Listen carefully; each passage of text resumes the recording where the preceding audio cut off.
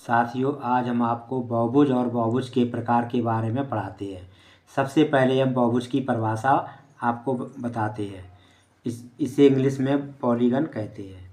तीन या तीन से अधिक भुजाओं से बंद आकृति बहुभुज कहलाती है। मतलब तीन भुजाएं हों या तीन से अधिक भुजाओं से जो भी आकृति बनती है वो क्या कहलाती है? वो बहुभुज कहलाती है।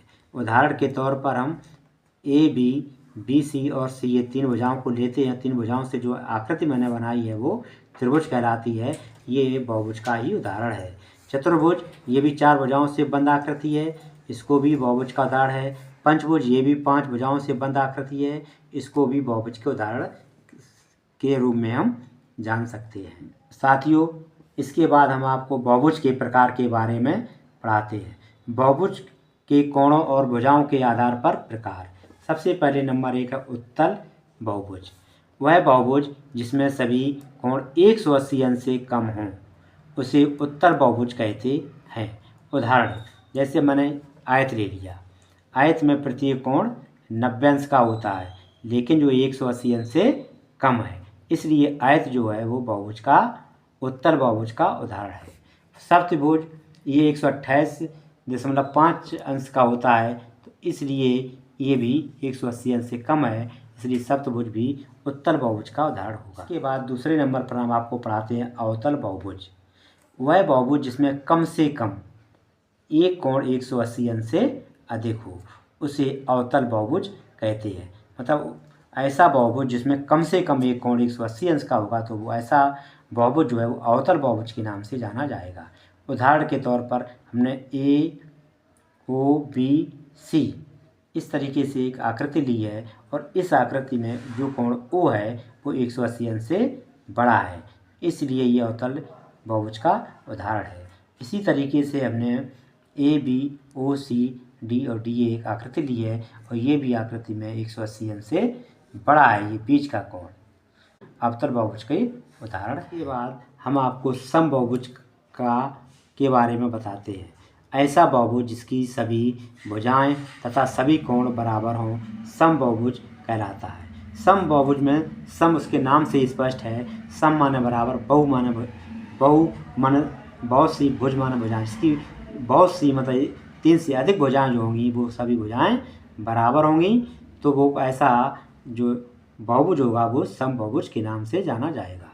जैसे हमने ए बी सी और सी ए तीन भुजाएं जो हैं वो बराबर हैं, तो ये समबाहु त्रिभुज है, क्योंकि इसमें सभी भुजाएं बराबर हैं, तो ये समबहुभुज का उदाहरण है। इसी प्रकार से हमने वर्ग ले लिया।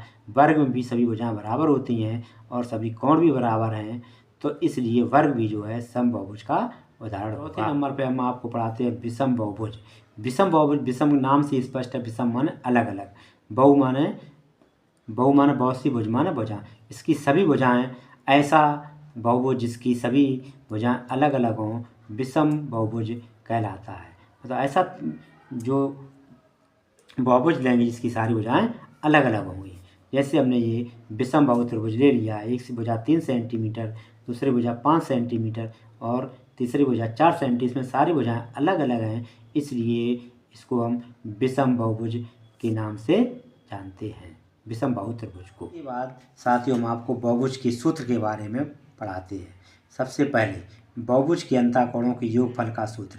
बहुभुज के अंतःकोणों का योगफल बराबर होता है n-2 गुणा 180 अंश, जहाँ पर n जो होती है वो बहुभुज की भुजाओं की संख्या होती है। ये वाली जो इस n का प्रयोग यहाँ पर किया गया है। दूसरा सूत्र है बहुभुज का एक अंतःकोण। ये था बहुभुज के अंतःकोणों का योगफल का सूत्र है, यह बहुभुज का एक अंतःकोण का सूत्र है। बहुभुज का एक अंतःकोण बराबर होता है n-2 गुणा 180 अंश बटे n। यहाँ पर भी n जो है बहुभुज की भुजाओं की संख्या का प्रयोग किया गया है। तीसरा सूत्र है बहुभुज का एक बाहुकोण। इसमें बहुभुज का एक बाहुकोण का मान कैसे निकालेंगे, उसके लिए सूत्र है बहुभुज का एक बाहुकोण बराबर होता है 360 अंश बटे n। n जो है वो बहुभुज की भुजाओं की संख्या है। चौथा सूत्र है बहुभुज के विकर्णों की संख्या। इसका सूत्र होता है n-3 बटे 2। यहाँ पर भी n जो है बहुभुज की भुजाओं की संख्या है। 5वां सूत्र है बहुभुज के बाह्य कोणों का योगफल का सूत्र है। तो बहुभुज के बाह्य कोणों का योगफल बराबर होता है 360 अंश।